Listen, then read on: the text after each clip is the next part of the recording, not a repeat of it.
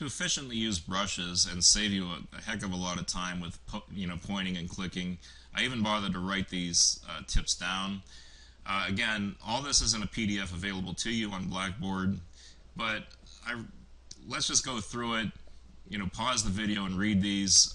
First of all, enable the brush tool by using the letter B on the keyboard. Remember that once the brush tool is enabled, to like enable the selection tool, you just hold down the control key on the PC or the command key on the Mac. You're going to be doing a lot of brushing and then selecting, and then brushing and then selecting. So to get to the selection tool, hold down the control on the PC or the command on the Mac. Believe me, this is going to save you a heck of a lot of time and carpal tunnel syndrome than like going all the way to the left side on the toolbar to click the selection tool. And I'll demonstrate all these things in this video. So you paint with a brush and then hold down the control key or command key to enable the selection tool.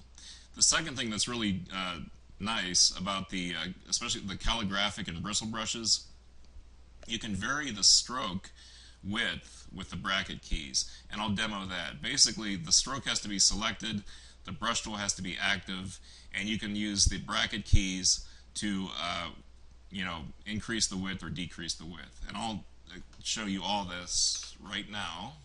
Let me clean up my workspace here. Okay, so enable my brush tool, hit the letter B. There she is. I decide what stroke I want. I hold down the control key. I'm going to select it. Brush tool is active, and we saw this in the last video. Okay, good. I'm going to hold down the control. I want to vary the width of that stroke. Hold down the control key, select it. Let go of the control key. I'm not holding anything down, so you can see the path is selected and the brush tool is enabled. I'm going to hit the bracket key next to the backslash, and it increases in size. I'll hit the bracket key next to the letter P, and it decreases in size. So I can go all the way down to 1 point. So that's very handy. Now if I want to deselect, remember, on the Mac, hold down Command. On the PC, hold down Control and deselect. Now I can hold my next stroke I want to choose, holding down the Control key, selecting what I want, let go of the Control key, come over to my canvas and draw.